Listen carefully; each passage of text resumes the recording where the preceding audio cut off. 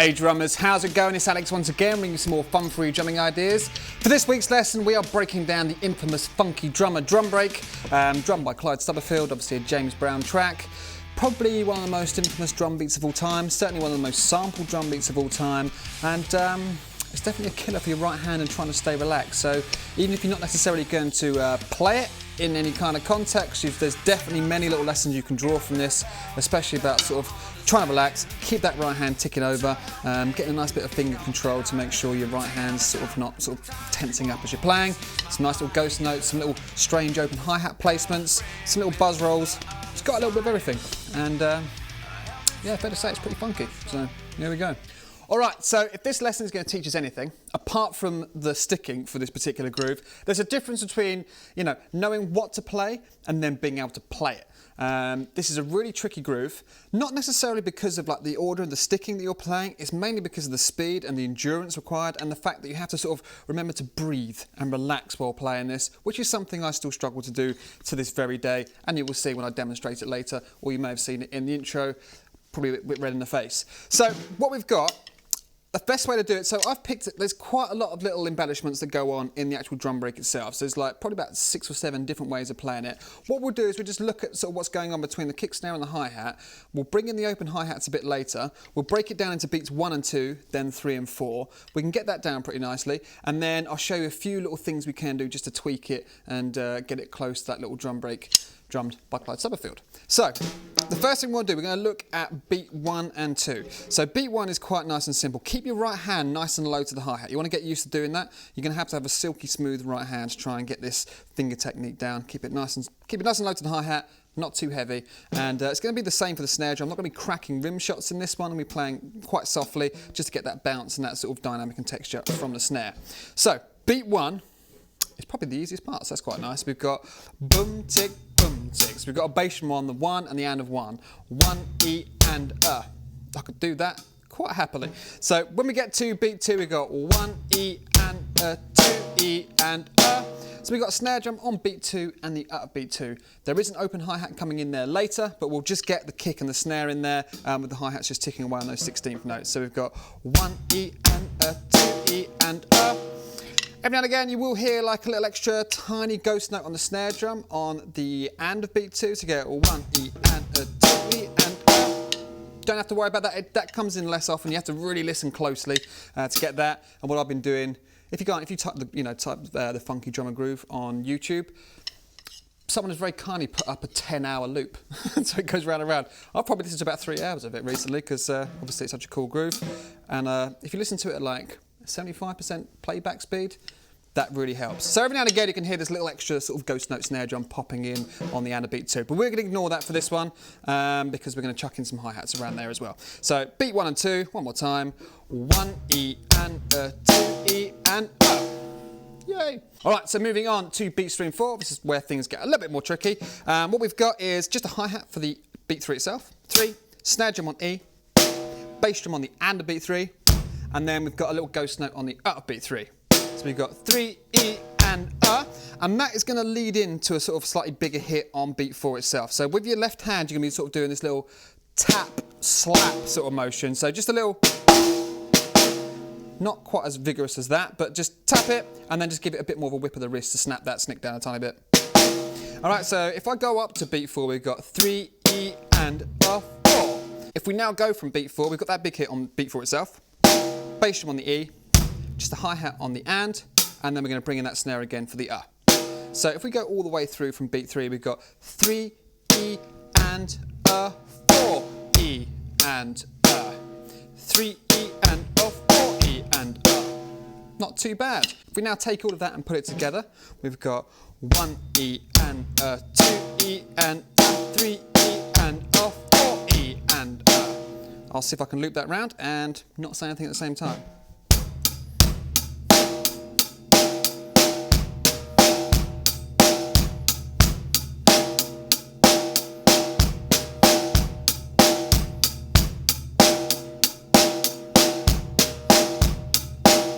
Okay, so the only sort of real discernible ghost note is that little one on the of beat 3.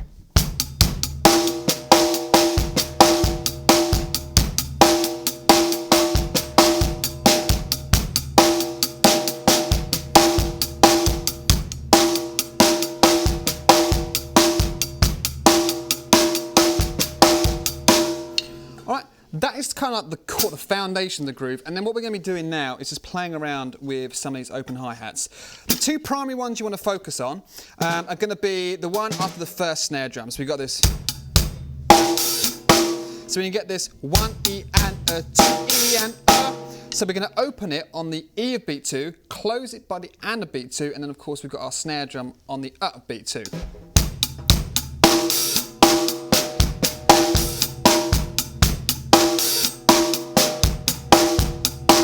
Cool. So that's the first hi-hat you want to get in. The next one is going to be on the E of beat 3. So that's what, no, so the E of beat 4 when we hit that kick drum. So if I add that in as well, we got this.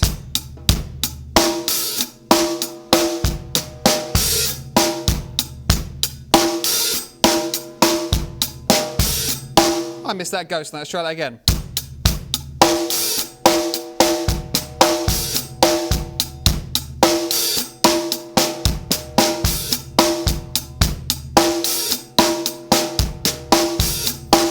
Let's slow this down a tiny bit.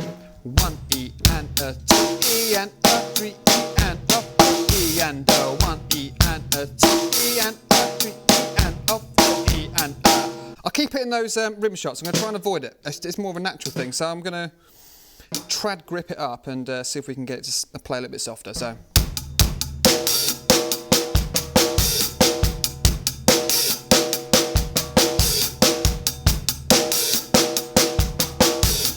Let's slow this down.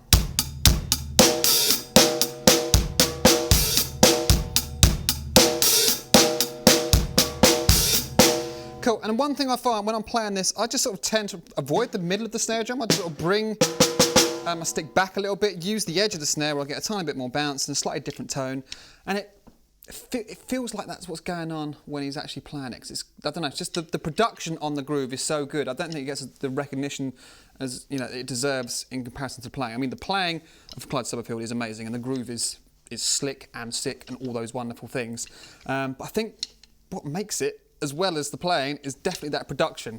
I haven't heard any other sort of drum kit sound like it. It just sounds really, really nice. So let's see if we can chuck in a few of these little embellishments. So one of the little cool things that pops up every now and again is another open hi-hat and it's on the E of beat 3. So it's going to, when you hit that sort of third snare drum, so you get this. I'm lying, it's on the out of beat 2. So we got 1 E and a 2, 1 E and a 2 E and a. Okay, and again, every time you open the hi-hat, it's just like a little with your foot. You want to make sure that you stamp down nice and tight, and it's only open for a 16th note, so by the time I get to my next hi-hat, it's down. Okay, just letting a tiny bit of air in there, and it keeps it sort of nice and funky. Yeah. So here we go.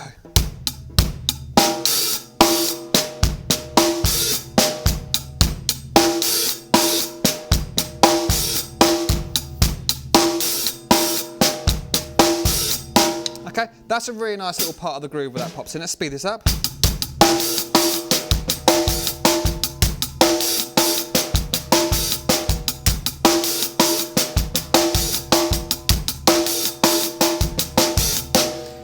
Let's get that trad grip going.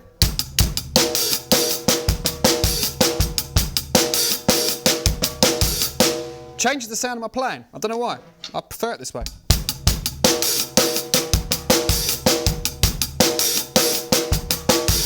Cool. With regards at this point, I should probably have a look at what's going on with the right hand. The right hand is, it's all about this little finger control. So it's obviously you've got the fulcrum between your thumb and your index finger. I'm not holding the stick too far up. Got maybe about, I don't know, the butt of the sticks are sort of lining up the creases of my hands. That gives me a nice bit of balance. And then I'm really just using these 3 fingers as a cage to let that sort of stick sort of not flap around out of control in there. And I'm keeping it takes a long time to, learn how to just sort of relax and do it. And I sometimes feel the tension sort of creeping up my arm as I'm playing. As I'm like, right, relax your fingers, relax your fingers, relax your wrist. And then suddenly the tension goes up to here. And then it gets to the point where I'm just like, and then it starts sounding all stiff and rigid. So just practice, keep the thing you've got to do with this, and I quite often use it as almost like a little warm-up, just to sit on it for like maybe 5 to 10 minutes, just dun, dun, dun, dun. Find yourself a nice tempo with your metronome. When we go through it in a bit, I'm going through it at 140 and then 180, but I'd say 160 is quite a nice sort of middle ground to play around with it there. So that's a few notes about what's going on with the right hand, but just ultimately, try and keep it low. And you've got a bit of that Moella technique in there as well. So your right hand sort of, you know, your wrist sort of giving you a little bit of break as well. So, where were we? Oh yeah, we've done the open hi-hat on the upbeat 2. Another thing you can do on the upbeat 2, which sounds quite nice, and you sort of hear it pop out every now and again, and you've got this little buzz, this little sort of pressed roll, which just lasts for the upbeat 2 leading up. So it just all spills over, so it's almost like an 8th note. So it's going to spill all the way over to where you hit that snare drum again on the upbeat 3. So let's try and do this slowly.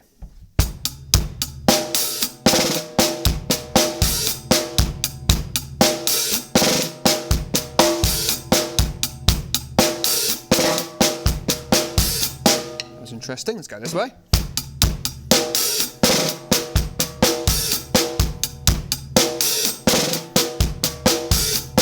Cool, and to get that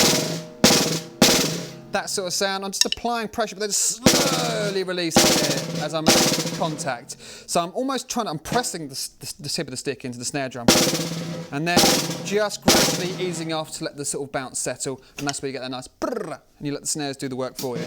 So if we now alternate between the open hi-hat on the upbeat 2 and then that little buzz on the upbeat 2 leading up to the snare drum on the E of beat 3, you get something like this.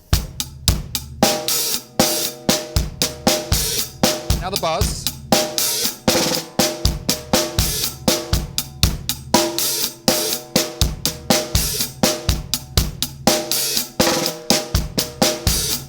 Again, I find it easier with the old traditional grip.